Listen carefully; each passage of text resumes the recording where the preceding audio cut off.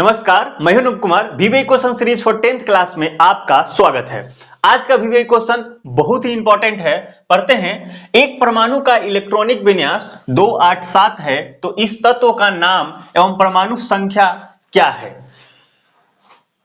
If electronic configuration of an atom is 287, then what is the name of this element and what is the atomic number of this element? This is the question.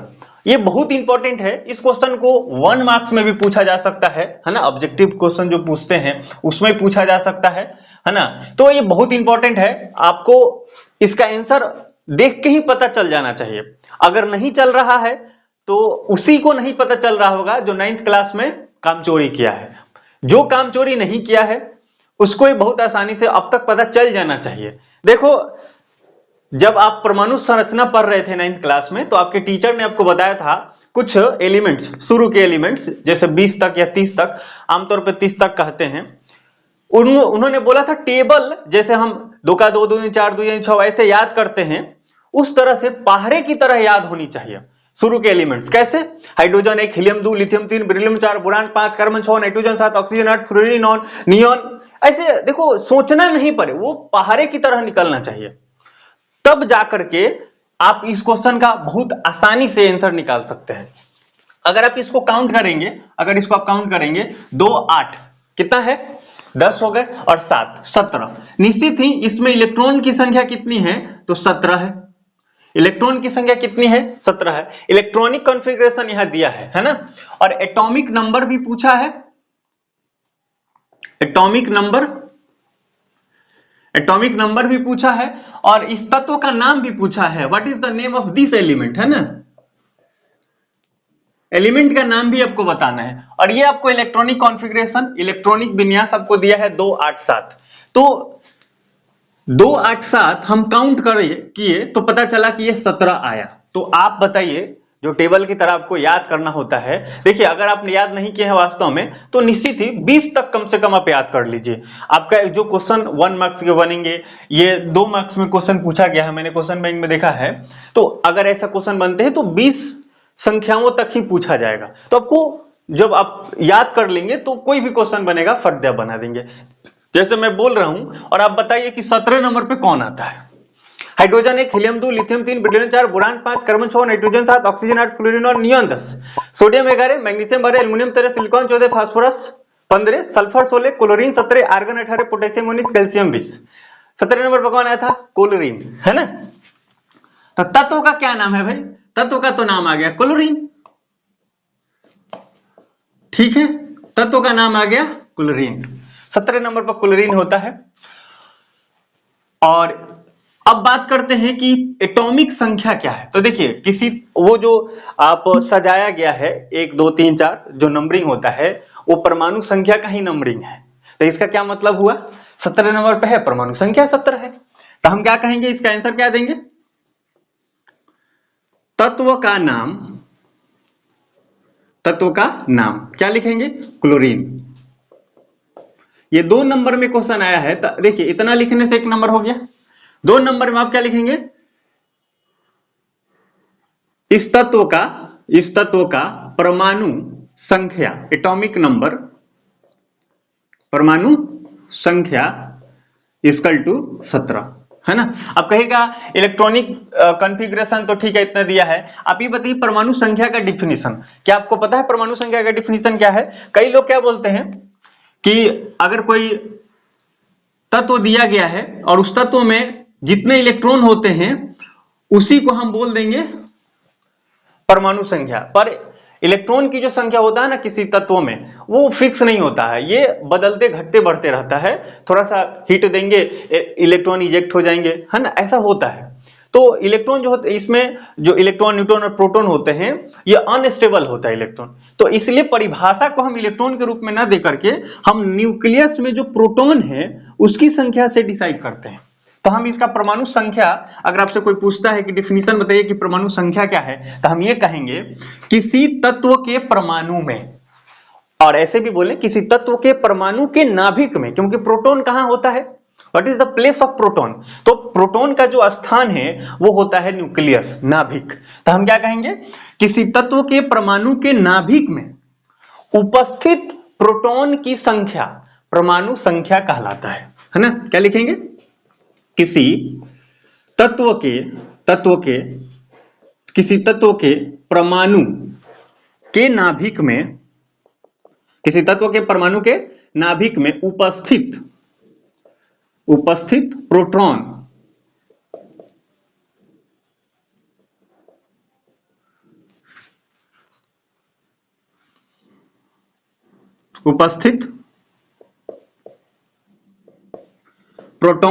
की संख्या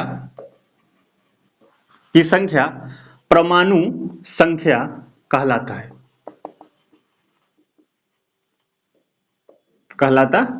अगर example आप देना चाहें तो हम example में, जैसे में यहां क्या लिख सकते हैं, आप इसको ले सकते हैं या आप ऐसे ले लीजिए कि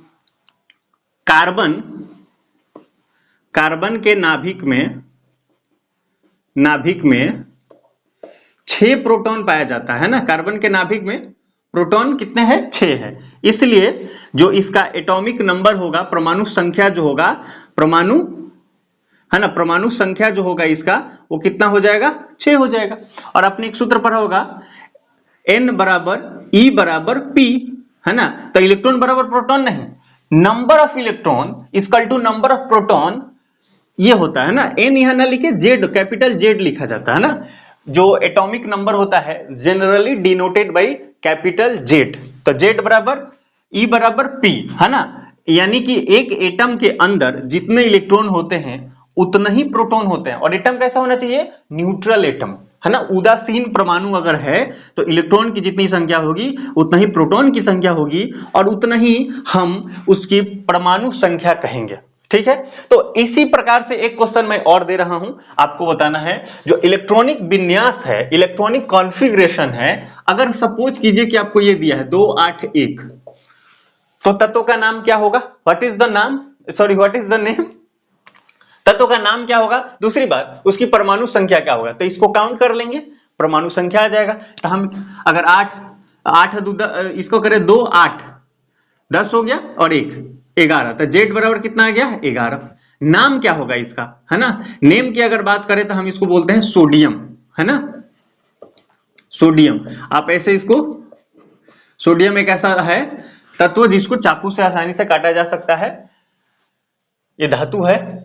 इसी तरह से एक और आपको मैं दे रहा हूं, अब देखिए 2 8 8, तो आप सोच के देखिए 2 8 10 और 8 18, तो 18 पर कौन आता है, आर्गन आता है, जिसको Ar से डिनोट करते हैं, और सोडियम को Na से डिनोट करते हैं, Na। और क्लोरीन, अभी जो हमने पढ़ा था इसका आंसर क्लोरीन, तो क्लोरीन को हम लोग कैपिटल C और L से डिनोट करते हैं, क्लोरीन इसको बोलते हैं, है ना।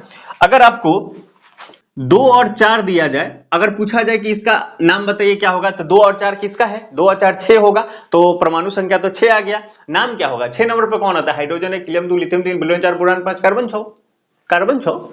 तो कार्बन आता है ना, जिसको डिनोट करते हैं C से। ठीक है, समझे या नहीं। इसी तरह से अगर 2 8 रहेगा तो नियोन होता है, 2 7 रहेगा तो फ्लोरीन होता है, 2 8 10 और 2 मैग्नीशियम होता है। अगर आपको याद रहेगा ना टेबल की तरह, तो ये फट दे आंसर आएगा, एकदम बुलेट की तरह आपके आंसर निकलेंगे। लेकिन याद नहीं है तो मैं बता दे रहा हूं 110% किसी के दम नहीं है कि इस क्वेश्चन का आंसर निकाल ले। इसीलिए टीचर ने आपको बोला था 9th क्लास में ही कि कम से कम 30 तक, और जो इंपॉर्टेंट है, जैसे मान लो Hg होता है मरकरी 80 नंबर पे आता है, इसको उन्होंने बोला था याद कर लो, लेकिन जो काम चोरी किया हो तो याद नहीं किया है तो आपने 9th क्लास में थोड़ी सी आराम किया है, तो उसकी भरपाई तो 10th में करना पड़ेगा, और नहीं करेंगे तो क्या होगा, सीधा इफेक्ट करेगा आपके मार्क्स पे। इसलिए मेरा रिक्वेस्ट है ना, हाथ जोड़ के मैं आपको रिक्वेस्ट कर रहा हूं कि आप कम से कम 20 तक आप इसका टेबल की तरह जो इलेक्ट्रॉन, जो आपके एलिमेंट्स है उसके 20 तक, शुरू से 20 तक एकदम 1 2 3 ऐसे करके आंख बंद करके भी बोला सके। आप सोए हो, किसी ने थप्पड़ मारा, बोला बताओ इलेक्ट्रॉनिक कॉन्फ़िगरेशन परमाणु संख्या के आधार पे तत्वों का नाम बोलो, है ना। सोए में अगर जगह दिया तो भी आपको आना चाहिए ये।